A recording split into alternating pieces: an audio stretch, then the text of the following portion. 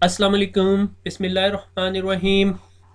Lecture number 17 शुरू करते हैं। एक तो मैं थोड़ा डिले हो गया, अभी तक मेरी तबीयत बिल्कुल ठीक नहीं हुई। नाक आपको आवाज़ से अंदाज़ा हो रहा होगा, मेरा नाक बंद हुआ हुआ है। ठीक है, तो शुरू करते हैं लेक्चर नंबर 17। अभी तक जो पीछे हमने रिकैप कर लिया है वो हमें स्विच का पता चल गया, हमें राउटर का पता चल गया, हमें ओएसआई लेयर्स का पता चल गया, हमें वायरलेस का इंट्रोडक्शन मिल गया। हम लोगों ने थोड़ी सी स्विचिंग की लैब्स कर ली, फिर मैंने आपको एक फ्री लैब करने का तरीका बताया और I am still waiting for the GNS introduction lab. मेरे ख्याल में 2 से 3 दिन के अंदर अंदर आपके पास जीएनएस इंट्रोडक्शन की लैब आ जाएगी और उसके साथ साथ आप ये लेक्चर पढ़ेंगे। इस लेक्चर को, लेक्चर नंबर 17 को मैं 2 पोर्शंस में सब डिवाइड कर रहा हूँ। लेक्चर नंबर 17 एज सच एक सिंपल लेक्चर है, थ्योरी है, और लेक्चर नंबर 17 पार्ट 2 जो सा है वो एसडीएम की लैब होगी। ठीक है, उसके अंदर हम अपने राउटर को एज ए डीएचसीपी सर्वर बनाएंगे और उसको एक्शन परफॉर्म करते हुए देखेंगे। और हम एक और तरीका देखेंगे जिसमें राउटर जो सा है वो कमांड प्रॉम्प्ट के अलावा किसी और तरीके से भी कन्फिगर किया जा सकता है। That is known as a graphical user interface which is called SDM. ठीक है, हम देखेंगे कि एसडीएम चलाने के लिए राउटर को के ऊपर क्या कमांड्स देनी पड़ती हैं ताकि हम उसको कन्फिगर कर सकें। ठीक हो गया, तो शुरू करते हैं। तो मेनली ये जो लेक्चर है विल कवर कि डाटा पैकेट डिलीवरी का पूरा प्रोसीजर, क्योंकि हमें पता चल गया राउटर क्या काम करता है, हमें पता चल गया स्विच क्या काम करता है, हमें पता चल गया पीसी क्या काम करता है। अब हम दो पीसीज के दरमियान कम्युनिकेशन कराएंगे, पीसीज यानी कंप्यूटर्स के दरमियान कम्युनिकेशन कराएंगे यूजिंग दिस।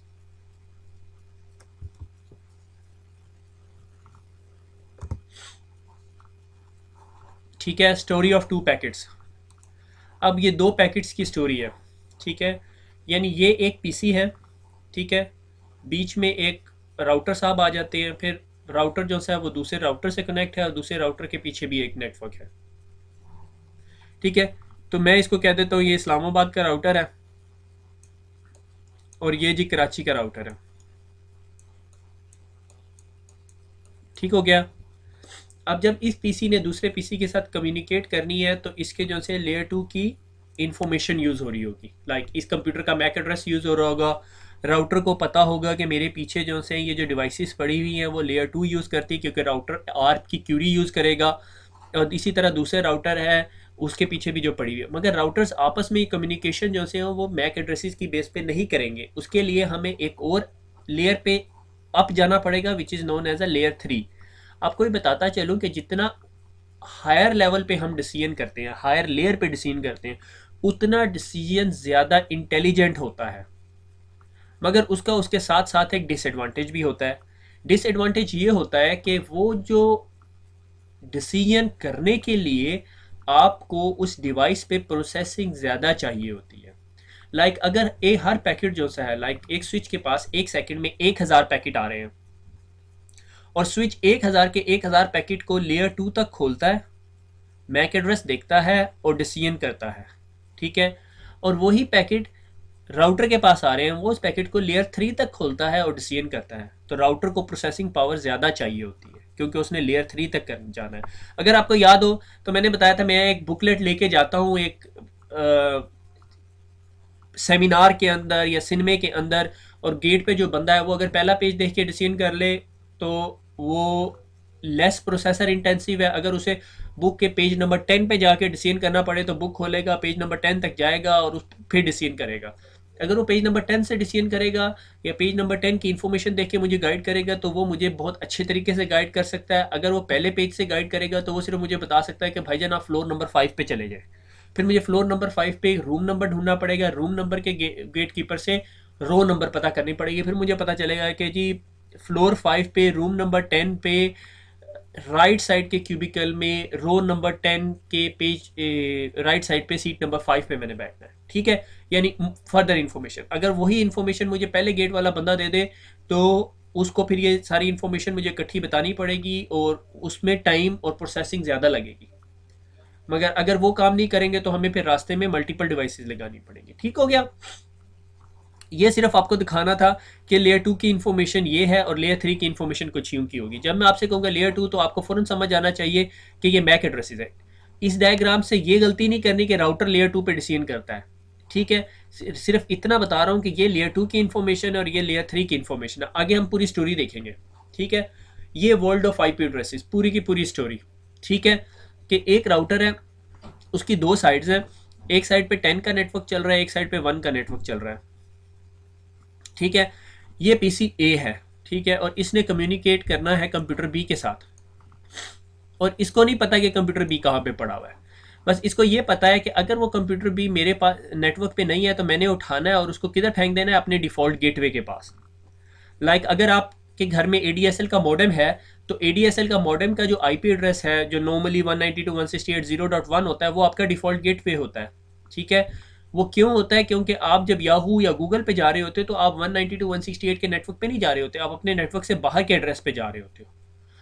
मैं कहता हूं कि मैं एमसीएस मॉर्निंग का रोल नंबर 123 स्टूडेंट हूं, मगर मैंने बीसीएस मॉर्निंग के स्टूडेंट के पास जाना है, तो मैं वो स्टूडेंट अपनी क्लासरूम में नहीं ढूंढ सकता, क्योंकि वो है ही डिफरेंट क्लास में, वो है ही डिफरेंट नेटवर्क में।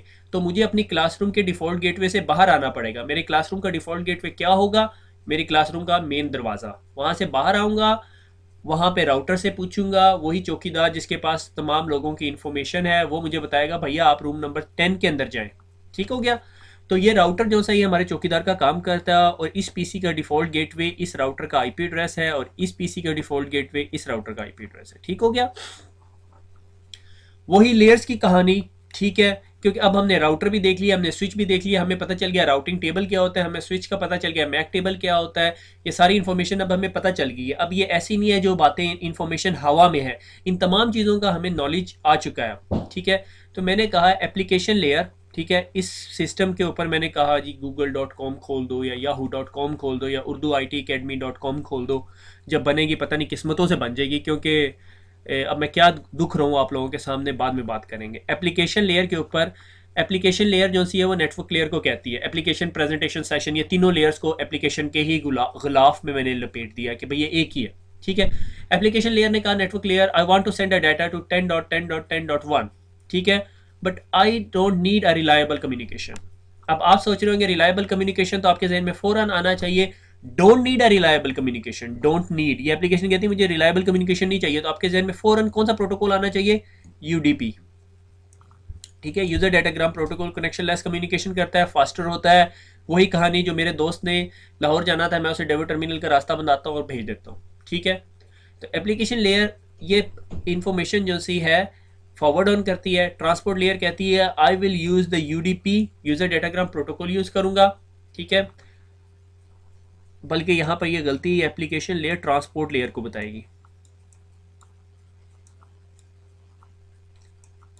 एप्लीकेशन लेयर ने ट्रांसपोर्ट लेयर को बताया कि मैंने डाटा सेंड करना है, इस बंदे को डाटा सेंड करना है, और मुझे यूडीपी अनरिलायबल कम्युनिकेशन चाहिए। ट्रांसपोर्ट लेयर कहती है okay I will use UDP, send me a data. मैं यूडीपी को यूज करूंगी और मुझे डाटा भेज दो। वो डाटा भेज देता है। ठीक है, ट्रांसपोर्ट लेयर वो उसको चॉप डाउन करके सेगमेंट्स बना लेता है। सेगमेंट्स बनाने के बाद वो नेटवर्क लेयर अब आईपी एड्रेस लगा देती है। ठीक है, आईपी एड्रेस का ठप्पा लगा दिया। आईपी एड्रेस क्या बताया कि मेरा आईपी एड्रेस जो है वो 1.1.1.1 है। इसने ये क्यों नहीं बताया मेरा मैक एड्रेस ही है? उसकी वजह ये है कि ये नेटवर्क लेयर ये काम कर रही है, और ये काम आपकी लेयर 2 करेगी। वो देखेंगे अब कैसे करेगी। ठीक है, ये देखता है कि भाई ये यहाँ से ट्रैफिक जा रही है, मेरे आईपी एड्रेस से जा रही है, और डेस्टिनेशन ये है जो कि डिफरेंट सेगमेंट है। ठीक है, ये अब आपकी ही मशीन डिसाइड कर रही है। आपकी मशीन देखती कहती यार ये तो जो नेटवर्क या डेस्टिनेशन आईपी एड्रेस है ये 10.10.10.1 है। इसका मतलब है मैं सरगोदा में बैठा हूँ और मैंने लाहौर जाना है, तो इसका मतलब ये मेरा लोकल जर्नी नहीं है, मुझे मोटरवे लेनी पड़ेगी। ठीक है, इसी तरह ये देख के बता देता है कि भाई आपका एड्रेस 1.1.1 है और आपने 10.10.10.1 पे जाना है, तो इसका मतलब है आप सीधा नहीं जा सकते, आपको ये ट्रैफिक जो सी है अपने डिफ़ॉल्ट गेटवे के पास भेजनी पड़ेगी। ये आपका पीसी डिसीजन कर रहा है। अब आप ये सोच रहे होंगे यार पीसी कैसे डिसीजन करता है? आपके पीसी के अंदर भी एक राउटिंग टेबल होता है। अगर वो मैं आपको दिखाऊं तो ये आपका कमांड प्रॉम्प्ट है, यहाँ पर आप राउट प्रिंट की कमांड दो तो ये आपके सारा का सारा राउटिंग टेबल आ जाता है। ठीक है, इस राउटिंग टेबल में एक राउट डाला हुआ है। नेटवर्क देखो 0.0.0, आपने कहीं पर भी जाना है, उसका कोई भी मास्क है, आपने ट्रैफिक उठानी है और इधर भेज देनी। ये मेरे घर में लगा हुआ राउटर है। ठीक है, इस राउटर पे भेज देनी है। अगर मैं कहता हूँ कि नहीं, मैंने और नहीं, कहीं नहीं जाना, कहीं और जाना है या कहीं और नेटवर्क पे जाना है जो मेरे पीसी के पास अगर मल्टीपल इंटरफेसेस लगे हो, तो वो भी काम कर सकते हैं। मगर आपको सिर्फ ये बताने के लिए कि किसी भी नेटवर्क पे जाने के लिए मैं सारी की सारी ट्रैफिक भेज देता हूँ इस पे, गेटवे पे। That's it. इंटरफेस मीट्रिक की टेंशन ना लो अभी आप, ठीक है। मीट्रिक वैसे हम लोग पढ़ चुके हैं, ठीक है। अगर आपने राउट ऐड करना होता है ना अपने राउटर के अंदर, लाइक आपके पास एक ईथरनेट कार्ड है, यानी एक केबल लगी हुई है और एक वायरलेस नेटवर्क लगा हुआ है, तो आप ये भी कर सकते हो। लाइक अगर मैंने वायरलेस से कनेक्ट होना होता है तो मैं उसमें राउट ऐड भी कर लेता हूँ, ठीक है। अगर आपको विंडोज आती हो थोड़ी सी, तो राउट स्पेस क्वेश्चन मार्क डालेंगे ना, तो ये आपको राउट ऐड करने की कमांड बता देगा, ठीक है। राउट ऐड की कमांड ये होती है, राउट ऐड और उसके बाद एड्रेस, ठीक है, और मास्क और डिफॉल्ट गेटवे, ठीक है। ये मीट्रिक का इंटरफेस देना चाहे तो दे ले, ठीक है। तो ये सारे का सारा डिसीजन ये सिस्टम का लैन कार्ड कर रहा है जो आपके इस राउटर के साथ कनेक्टेड है।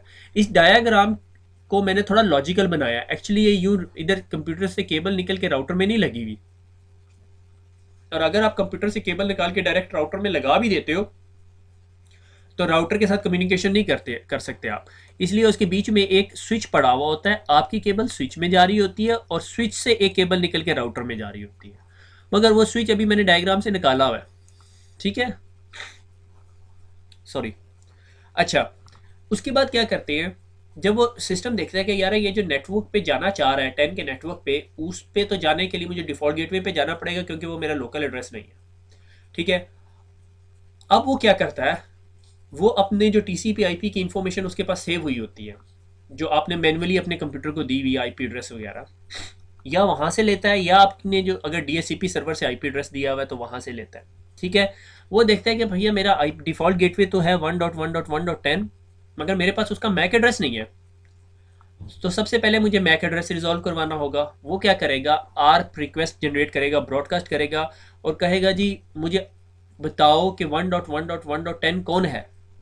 और अगर जो भी कोई बंदा मेरा ये पैकेट रिसीव कर रहा है जिसका आईपी एड्रेस 1.1.1.10 है, तो मुझे अपना मैक एड्रेस भेजे, ठीक है।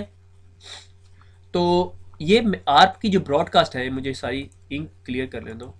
ये आर्प की ब्रॉडकास्ट इस राउटर के इंटरफेस के पास आएगी और राउटर ये आर्प की ब्रॉडकास्ट देखते साथ कहेगा भैया मुझे एक मैक आर्प की रिक्वेस्ट आई है और वो बंदा मुझे कह रहा है कि भाई मेरा मैक एड्रेस ये है और मेरा आईपी एड्रेस ये है, चलो पहले मैं इसकी एंट्री तो अपने पास सेव करूँ ना, ठीक है। और उसके बाद कहता है कि मैं अब इसे रिप्लाई करता हूँ कि मेरा मैक एड्रेस ये है। राउटर अपना मैक एड्रेस उसे बता देता है। जब उसके पास राउटर का मैक एड्रेस आ जाता है, ठीक है, अब ये क्या करता है, अब ये पैकेट बनाता है, उसका सोर्स आईपी एड्रेस लिखता है 1.1.1, सोर्स मैक एड्रेस लिखता है ये, डेस्टिनेशन आईपी एड्रेस ये, और डेस्टिनेशन मैक एड्रेस ये नहीं लिखता क्योंकि इसे तो नहीं पता इसका डेस्टिनेशन मैक एड्रेस क्या है, मगर इसको डेस्टिनेशन आईपी एड्रेस पता है। अब सवाल ये पैदा होता है भैया मुझे कैसे पता डेस्टिनेशन आईपी एड्रेस इसका ये है। आप जब yahoo.com लिखते हो तो याहू रिजॉल्व हो रहा होता है नेम में। मैं एग्जांपल देता हूँ, आप कभी भी अपने कंप्यूटर पे बैठ के पिंग yahoo.com करें ज़रा, आपको आईपी एड्रेस मिल रहा है, आपको मैक एड्रेस नहीं मिल रहा। आपको पता चल गया याहू का मैक एड्रेस ये है, आईपी एड्रेस ये है, ये आपके याहू के सर्वर का एड्रेस है, ठीक है। तो आपके पास जब भी आपने yahoo.com खोला तो आप एक्चुअली आईपी एड्रेस बता रहे होते हो कंप्यूटर को, मैक एड्रेस नहीं बता रहे होते। अब क्या होता है, स्विच को आपके पीसी को पता चल गया कि उसने yahoo.com पे जाना है, जो सेम फॉर एग्जांपल मैं कहता हूँ याहू का ये आईपी एड्रेस है 10.10.10.1, ठीक है। आप कहते हो, अब आप एक पैकेट बनाते हो, आप कहते हो मेरा नाम है 1.1.1, मेरा मैक एड्रेस है ये, मेरा डेस्टिनेशन ये पैकेट भेजना है 1.1.1 10.10.10.1 पे, और मेरा मैक एड्रेस ये है, डेस्टिनेशन का मैक एड्रेस ये है, और आप ये पैकेट फेंक देते हो।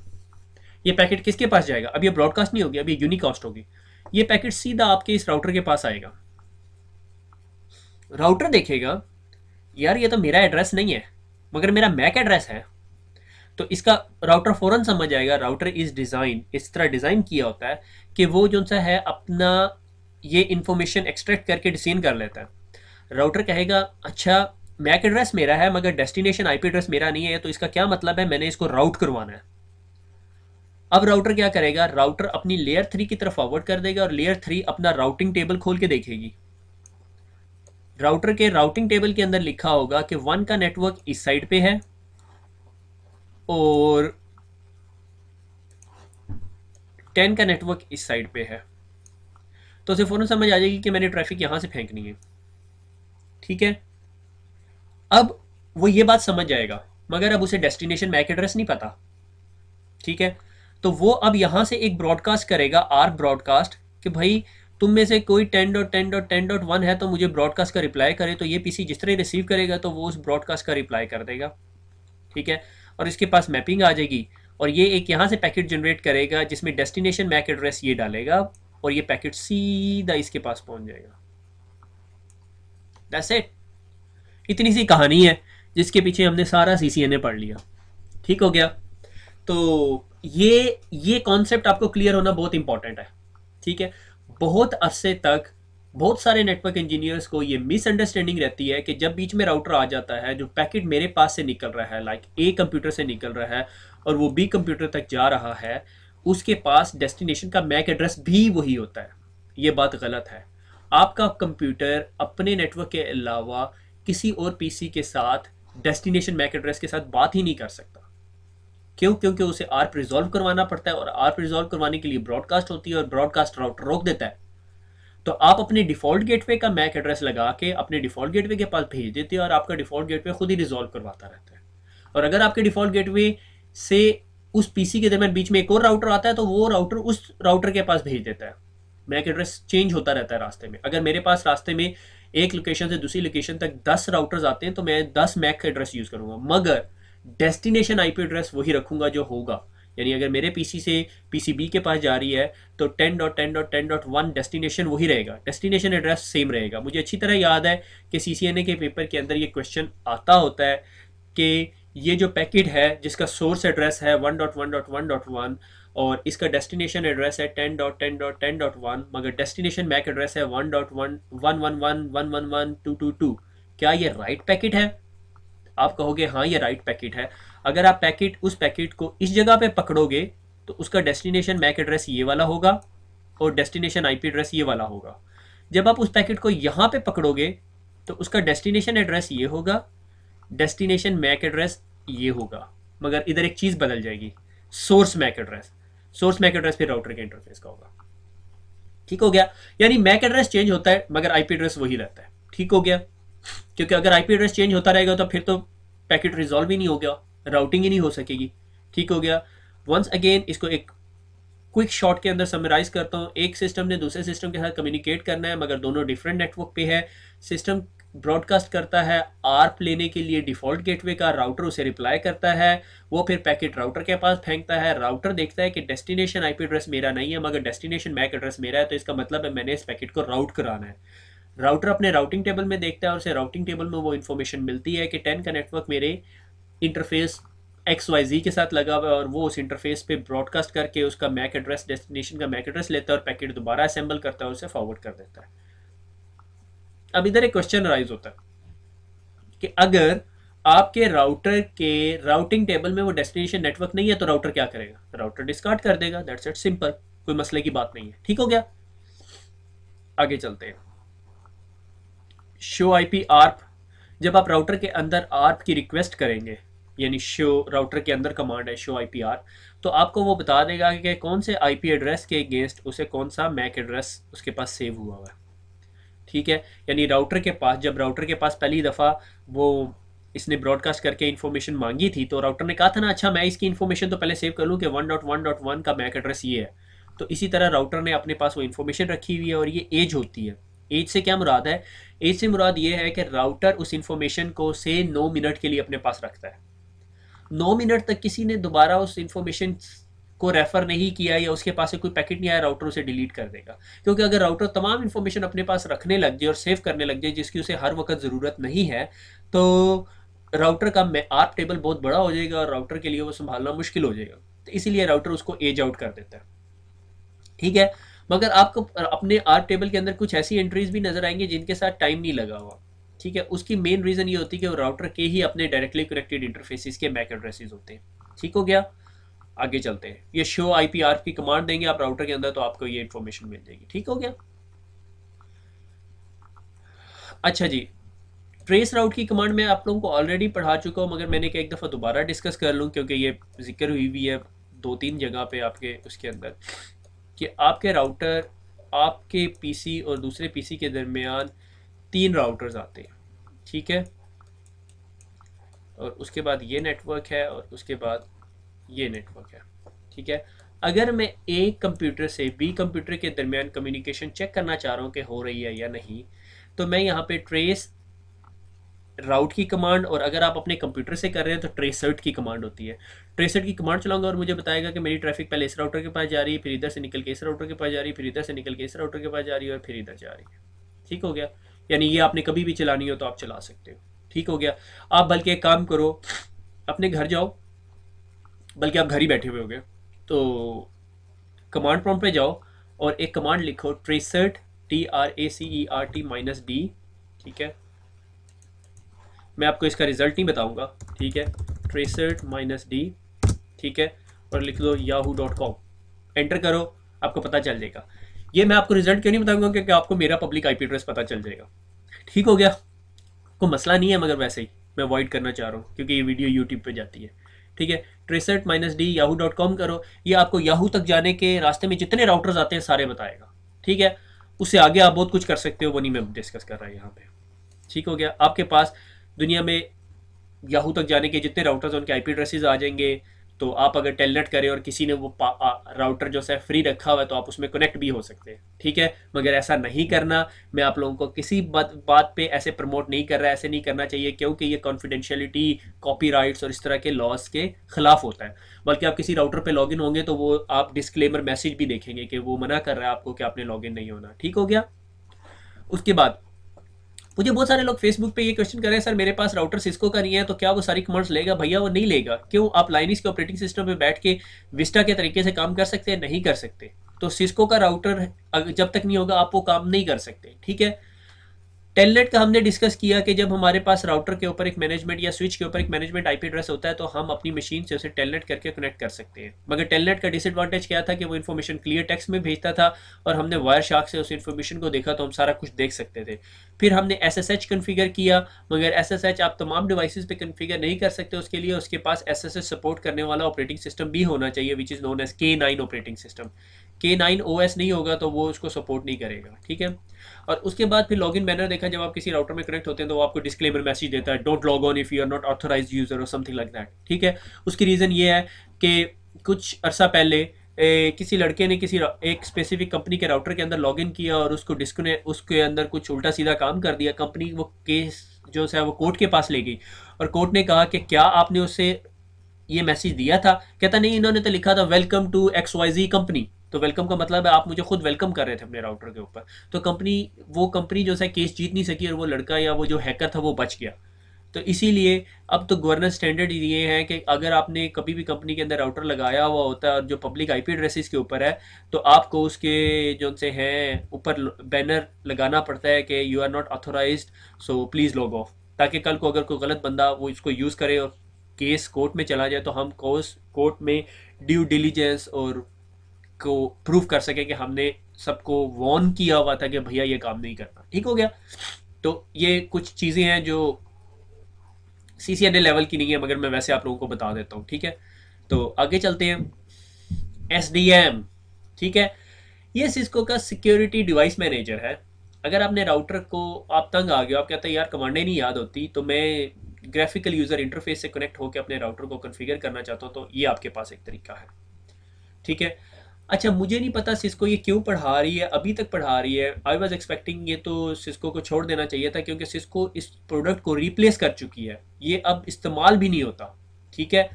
कंपनीज यूज़ कर रही है, अगर आप नए राउटर्स के साथ भी यूज़ करना चाहते हैं चलेगा, मगर सिस्को ने इसे एंड ऑफ लाइफ और एंड ऑफ सेल कर दिया। वो मैं बताऊंगा क्या है, मगर मैं इसको थोड़ा सा आपको ये स्क्रीन समझा दूं, क्योंकि हम इसमें बाकायदा लैब करेंगे इसकी, कि ये आप अपने राउटर पे कनेक्ट हो गए हो और ये देखो राउटर का मॉडल नंबर बता रहा है कि 2811 राउटर है। मेमोरी इसके पास ये है, फ्लैश कैपेसिटी है 61 MBPS की, इसके अंदर जो ऑपरेटिंग सिस्टम चल रहा है उसका वर्जन ये है। SDM सिक्योरिटी डिवाइस मैनेजर, ये जो ग्राफिकल यूज़र इंटरफेस आपके पास आ रहा है इसको SDM कहते हैं, वो 2.4 है। तो अभी आप लोग सोच रहे हैं यार ये तो सबसे ज़्यादा आसान तरीका है, लोग क्यों ना हम इसे यूज़ करें, ये सारा कुछ करेगा आपका काम। मगर जब आप प्रोफेशनल लेवल पर ट्रबल शूटिंग करेंगे ना, आपको मज़ा नहीं आएगा इसमें। ठीक है। मेरे पास इस चीज़ की एक्सेस है, मगर मैं फिर भी कमांड लाइन को पसंद करता हूँ। Command line is easier to work out, आपको ट्रबल शूट करना पड़े, आपको कुछ करना पड़े तो वो बड़ा मज़े का काम है। ये इसमें इतना मज़ा नहीं आता, ठीक है।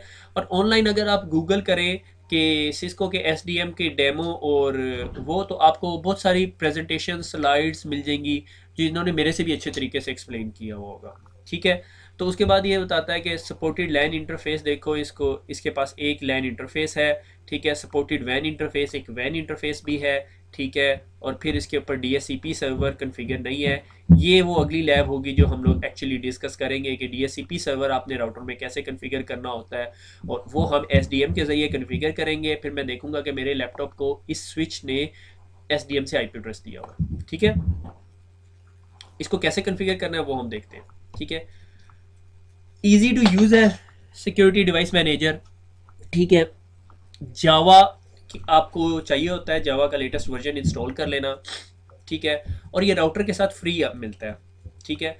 या आप ये SDM राउटर की फ्लैश ड्राइव में इंस्टॉल कर लेते हो, या अगर वो नहीं इंस्टॉल भी हुआ हो फिर भी आपको कोई मसला नहीं है, आप अपने सिस्टम पे इंस्टॉल करो और आप IP एड्रेस दे दो, ठीक है। जो हम लैब करेंगे तो मैं सारा कुछ दिखाऊंगा, ठीक है। आपको जो सा है कॉन्फ़िग टी करना पड़ेगा और राउटर के ऊपर HTTP सर्वर एनेबल करना पड़ेगा, दैट्स इट। एक दो और कमांड्स है वो मैं बताता हूँ अभी आपको। आपको HTTP सर्वर एनेबल करना पड़ेगा या IP HTTP secure server. HTTP और HTTPS में क्या फ़र्क है? HTTP क्या होता है? हाइपर टेक्स्ट ट्रांसफर प्रोटोकॉल, ठीक है। ये सिक्योर नहीं होता, ये टेलनेट की तरह होता है, पोर्ट 80 को यूज़ करता है, और आप जब भी याहू गूगल सारी वेबसाइट्स पे जा रहे होते हैं तो आपकी इन्फॉर्मेशन सारी प्लेन टेक्स्ट में जा रही होती है, आपको कोई टेंशन नहीं है। क्यों? उसकी वजह ये है कि उसमें आपके कोई पासवर्ड्स नहीं जा रहे होते। मगर आप अगर एक बात नोट करो, जब भी आप mail.yahoo.com पे जाओ या mail.hotmail.com पे जाओ, तो वो आपका जो लेफ्ट साइड पे जो URL होता है उस पर HTTP की जगह HTTPS आ जाता है। एस का मतलब है कि वो 443 पोर्ट को यूज़ करता है और आपकी तमाम इंफॉर्मेशन जो है वो इंक्रिप्टेड ट्रेवल कर रही होती है, ठीक हो गया। जब भी आप अपने यूज़र ने पासवर्ड लिख के एंटर कर रहे होते हो तो आप देखना कि आपके वो लेफ्ट साइड पे HTTPS आ रहा होता है, ठीक है। तो हम अपने राउटर की कॉन्फ़िगरेशन HTTP से भी कर सकते हैं यूजिंग SDM, ठीक है, और HTTPS से भी कर सकते हैं, वो सिक्योर SDM यूज़ करता है, ठीक है, सिक्योरिटी बेस से, ठीक है। तो आपको ये दोनों कमांडें एनेबल करनी पड़ती है। उसके बाद IP HTTP ऑथेंटिकेशन लोकल, कि जब भी आप SDM से लॉगिन हो तो वो आपसे यूज़र नेम पासवर्ड मांगे, मगर यूज़र नेम पासवर्ड कौन सा मांगे? जो आपने अपने सिस्टम पे एक यूज़र अकाउंट क्रिएट किया हुआ है प्रिविलेज लेवल 15 का। प्रिविलेज लेवल 15 की खासियत ये होती है कि जब भी आप किसी राउटर में किसी ऐसे अकाउंट से लॉगिन होते हैं जिसको प्रिविलेज लेवल 15 है, तो आपको वो एनेबल का पासवर्ड नहीं मांगता, आपको सीधा वो ग्लोबल प्रिविलेज्ड एग्जिट मोड में ले जाता है, ठीक है। तो मैं क्या करूँगा, मैं एक यूज़र नेम बनाऊंगा काशिफ प्रिविलेज्ड 15, पासवर्ड उसका सिस्को रख दूंगा, ठीक है। और मैं जब SDM पे लॉगिन होऊंगा वो मेरे से यूज़र नेम पासवर्ड मांगेगा, मैं वहाँ एनेबल का पासवर्ड या एनेबल सीक्रेट का पासवर्ड या टेलनेट का पासवर्ड नहीं दूंगा, वहाँ पे मैं काशिफ का यूज़र नेम दूंगा और पासवर्ड दूंगा सिस्को का, और वो मेरी तमाम ऑथेंटिकेशन कंप्लीट हो जाएगी, ठीक है। HTTPS की एक्सेस जो सी है ना, उसके लिए राउटर का iOS आपके पास 12.25T होना लाजमी है, ठीक है। ये अगर आप पिछली स्क्रीन पे देखो तो ये देखो 12.49T6 है, और मैं 12.25 की बात कर रहा हूँ। ये बहुत एडवांस राउटर का iOS है, ये बहुत पुराना iOS है। ये लाइक मेरे, अगर मैं सही समझ रहा हूँ तो ये 2007 या 8 का iOS है, ठीक है। उसके बाद सिस्को ने बहुत सारे iOS निकाले, ठीक है। अच्छा, द रीज़न कि भाई अभी तक सिस्को ने इसको इससे क्यों नहीं जान छुड़ाई, ये मुझे नहीं समझ आया। क्योंकि सिस्को इस प्रोडक्ट को एंड ऑफ सेल और एंड ऑफ लाइफ करार दे चुकी है। एंड ऑफ सेल और एंड ऑफ लाइफ दो ऐसी टर्म्स हैं जो CCNA में जिक्र नहीं होती, मगर मैंने कहा आप लोगों को बता दूं। एंड ऑफ सेल इसलिए होता है कि जब सिस्को ने कोई चीज़ जो सा है बनानी छोड़ देती है, लाइक सिस्को अभी 2800 सीरीज़ का राउटर बना रही है, ठीक है। कुछ अरसे के बाद सिस्को कहती है भैया बस ख़त्म हो गया, अब हम 2800 नहीं बनाएंगे, ठीक है। तो सिस्को आपको बताती भैया हम ना अगले साल इसको एंड ऑफ सेल करार दे देंगे, ठीक है। और उसके फिर 3 साल के बाद या 2 साल के बाद, अभी मुझे एग्जैक्टली याद नहीं है, सिस्को उसे एंड ऑफ लाइफ भी करार दे देती है। एंड ऑफ लाइफ के बाद सिस्को उसके अंदर कोई अगर बग आए या कोई लेटेस्ट अपडेट आए तो वो सिस्को प्रोवाइड नहीं करेगी। एंड ऑफ सेल के बाद सिस्को उसका iOS बनाएगी, लेटेस्ट प्रॉब्लम फिक्स करेगी, आपको अगर प्रॉब्लम आता है तो आप सिस्को कॉल करोगे, सिस्को उस राउटर को प्रॉब्लम को फिक्स भी करके देगी। मगर जब सिस्को किसी प्रोडक्ट को एंड ऑफ लाइफ करार दे देती है, फिर सिस्को उसका सोल्यूशन नहीं देती। SDM की जो प्रोडक्ट है, अगर मैं सही समझ रहा हूँ तो वो एंड ऑफ लाइफ हो चुकी है। अब सिस्को उसकी कोई रिलीज नहीं दे रही। सिस्को ने 2008 में लास्ट रिलीज दी थी, उसके बाद नहीं आई कोई रिलीज। ठीक है, इसका मतलब है अगर आपको कल को कोई एक माइक्रोसॉफ्ट ऑपरेटिंग सिस्टम विंडोज 8 बना देता है, ठीक है, और उसके ऊपर आप एस इंस्टॉल करते हो और एस इंस्टॉल नहीं होता, तो सिस्को आपको हेल्प नहीं करेगी। उसकी वजह यह है, सिस्को ने एस को रिप्लेस कर दिया CCP के साथ, सिस्को कॉन्फ़िगरेशन प्रोफेशनल के साथ। ठीक है, ये एक नई प्रोडक्ट है। ठीक है, और मैंने इसका GUI इंटरफेस देखा, वो SDM की तरह इतना रिच नहीं है, मगर वो थोड़ा सा ज़्यादा प्रोफेशनल है। उसमें आप मल्टीपल राउटर्स को at a same time configure भी कर सकते हो। ठीक हो गया। तो हम लोग इस बहस में नहीं पढ़ेंगे। मेरी जिम्मेदारी सिर्फ आपको SDM दिखाना है, तो वो मैं आपको दिखाऊंगा और हम उसके ऊपर DHCP सर्वर भी कन्फिगर करेंगे। ठीक है, ये मैंने टेलनेट की जो कमांड्स कन्फिगर की थी, मैंने कहा दोबारा एक दफ़ा दिखा दूं, और इसमें एक एक्स्ट्रा कमांड मैंने आपको दिखानी थी। Router line VTY024 telnet configure करने लगे हैं, लॉगिन लोकल। ये लोकल की जब मैं कमांड यूज़ करता हूँ या कीवर्ड यूज़ करता हूँ, तो इसका ये मतलब होता है कि जो लॉगिन के time request user name password मांगे, वहाँ यूज़र नेम पासवर्ड मांगे, तो वहाँ यूज़र नेम पासवर्ड मांगेगा तो मुझे काशिफ और पासवर्ड सिस्को देना पड़ेगा। वहाँ खाली सिस्को दे के अब गुजारा नहीं चलेगा। लोकल डेटाबेस, जब मैं अपने राउटर के अंदर यूज़र बनाता हूँ, लाइक मैंने यूज़र बनाया काशिफ, आसिफ, आतिफ, ठीक है, उस्मान, उमर, ठीक है, फुरकान, ठीक है, जितने लॉगिन्स बनाए वो मेरी लोकल डेटाबेस में सेव हो गए राउटर की। ठीक है, और जब मैं टेलनेट पे जाता हूँ, टेलनेट पे जाके कहता हूँ कि लॉगिन लोकल, तो मेरा राउटर टेलनेट, जब भी आप राउटर को या स्विच को टेलनेट करोगे तो स्विच आपसे को कहेगा हाँ जी लोकल डेटाबेस में से किसी यूज़र का यूज़र नेम पासवर्ड बोलो। आप उधर यूज़र नेम बताओगे, से आपने कहा काशिफ, अब वो कहेगा काशिफ का पासवर्ड बताओ, तो वो मुझे आप पासवर्ड भी दोगे। जब आप पासवर्ड दोगे और वो फिर उस आपको लॉगिन होने देगा।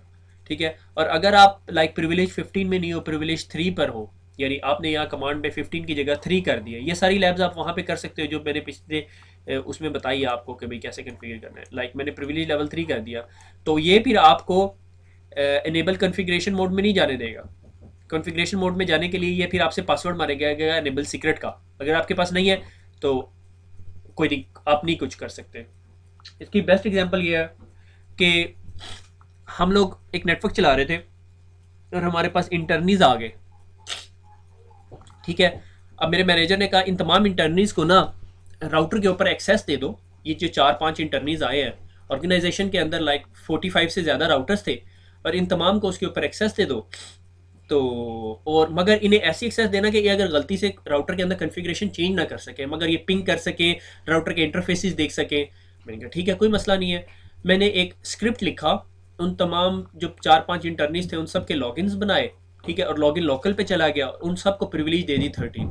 अब मैंने उन्हें एनेबल सीक्रेट पासवर्ड नहीं बताया हुआ था, मगर वो फिर भी राउटर में लॉगिन हो जाते थे, मगर वो एनेबल मोड से आगे नहीं जा सकते थे, प्रिविलेज एग्जिक में नहीं जा सकते थे, सिर्फ एग्जिक मोड में रहते थे। वहाँ शो इंटरफेस पिंग की कमांड चला के ये देख लेते थे कि राउटर जो सा है वो हेड ऑफिस के साथ कम्युनिकेट कर रहा है या नहीं कर रहा, या दूसरी ब्रांच के साथ कनेक्ट कर सकता है या नहीं। ठीक हो गया। तो वापस SDM की बात कि जावा आपने इंस्टॉल कर लिया, आपने वो कमांड्स दे दी, कमांड्स देने के बाद you are good to go, और आप अपना SDM के ग्राफिकल यूजर इंटरफेस से अपना राउटर कॉन्फ़िगर कर सकते हैं। ठीक हो गया। DHCP, मैंने आपको बताया था मेरे पास DHCP के दो ऑप्शंस हैं। एक विंडोज़ का सर्वर हो, उसके ऊपर DHCP सर्वर इंस्टॉल किया हो, और मैंने उसमें पूल बताया हो कि भैया आपके पास ये IP एड्रेसेस है, आप इनमें से जब भी आपके पास कोई आया आप उसको IP एड्रेस दो और वो नेटवर्क पे आ जाए। दूसरा ऑप्शन ये है, मैंने कहा यार मेरी छोटी सी ब्रांच है, ठीक है, उसमें 20-25 यूज़र होते हैं। अब उन 20-25 यूज़र के लिए हर ब्रांच के अंदर, अगर मेरे पास से मैं एक बैंक में काम करता हूँ और बैंक की 300 ब्रांचेज हैं, ठीक है, हर ब्रांच के अंदर मैं DHCP सर्वर तो नहीं लगाऊंगा, बिला वजह मैं एक सर्वर खरीदूंगा, उसको एक रैक में लगाऊंगा, फिर जब वो रैक में लगेगा वो बिजली भी खाएगा और उसके बाद उसे कूलिंग भी चाहिए होगी, तो ये सारे काम मैं एक राउटर से क्यों ना ले लूँ। ठीक है, तो मैंने कहा राउटर भैया आप एज अ DHCP सर्वर काम करें, और आपके पास IP एड्रेसेस का पूल है जी 192.1.1 से लेके 25 तक। ठीक है, आपके पास कोई भी डीएससीपी की रिक्वेस्ट लेके आया तो आपने उसे ये आईपी एड्रेसेस देते थे। यही काम आपका डीएसएल का राउटर कर रहा होता है। उसके अंदर एक छोटा सा डीएससीपी का पूल बना हुआ होता है। अगर आप कभी राउटर के अंदर जाएं तो आपको नजर आएगा कि उसके अंदर डीएससीपी का पूल है, मगर अगेन वो सिस्को का राउटर नहीं है, उस पर सिस्को की कमांड्स नहीं चलेंगी, उस पर अपना वो ग्राफिकल यूजर इंटरफेस चलेगा। आप उसे टेलनेट करके देख लो, शायद कुछ राउटर्स ले लें कमांड, ठीक है, अगर उसमें टेलनेट एनेबल है। अब हुआ ये कि ये कंप्यूटर स्विच ऑन हुआ, किसी ने इसको पावर लगाई, उसे कनेक्ट किया, ये कंप्यूटर ऑन हुआ, इसने देखा मेरे पास तो आईपी एड्रेस नहीं है, इसने ब्रॉडकास्ट करनी शुरू कर दी, खप मचा दी नेटवर्क पे। अब नेटवर्क पे इसकी ब्रॉडकास्ट जब गई, इसके पास इस सर्वर के पास, ये डीएससीपी नहीं है, इससे कोई और सर्वर है, ठीक है। और जब वो रिक्वेस्ट इस राउटर के पास गई तो राउटर ने कहा अच्छा मैं तुम्हारा डीएससीपी सर्वर हूँ, उसने डीएससीपी ने उसे ऑफर पैकेट भेजा, ठीक है। ये मेरे ख्याल में हम लोग पहले डिस्कस कर चुके हैं, ठीक है, कि अच्छा मैं तुम्हें ना जो सा हूँ, मेरे पास पूल है 192.1.1.1 से लेके 25 तक, तो मैं तुम्हें आईपी एड्रेस देता हूँ 192.1.1.1.10, ठीक है। ये आईपी एड्रेस है तुम्हारे पास और तुम इस आईपी एड्रेस को यूज करो।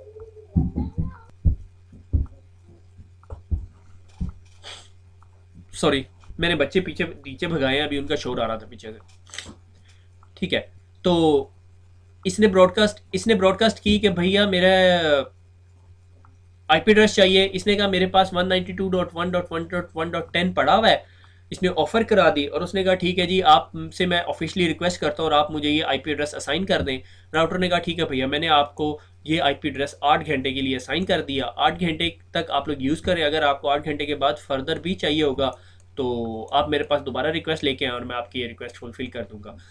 फिर ये राउटर उसको वापस रिप्लाई भेजेगा और उसके साथ वो इस राउटर को एक्नॉलेजमेंट करेगा, ठीक है भैया थैंक यू वेरी मच, और आईपी एड्रेस की एलोकेशन कंप्लीट हो जाएगी और ये पीसी अपने नेटवर्क के ऊपर काम करेगा। अगर इसने इंटरनेट यूज़ करना होगा इंटरनेट यूज़ करेगा, सारे काम कुम करके फारिग हो जाएगा।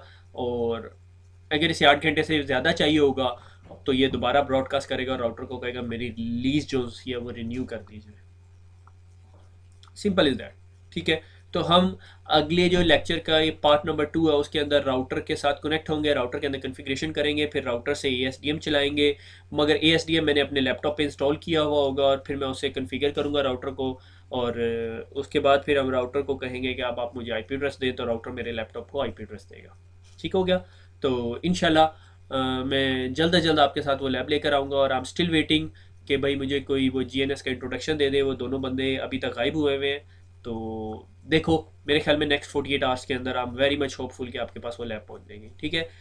तो आगे चलते हैं और आगे है जी थैंक यू। तो दुआओं में याद रखिएगा। और मुझे लग रहा है कि बहुत सारे लड़के इधर उधर की बातें ज़्यादा कर रहे हैं, काम कम कर रहे हैं। बहुत थोड़े लोग हैं जो मेरी अप टू डेटेड लेक्चर्स के साथ साथ चल रहे हैं, और कुछ जो उनसे हैं वो गायब हो गए हैं और कुछ नए आ गए हैं।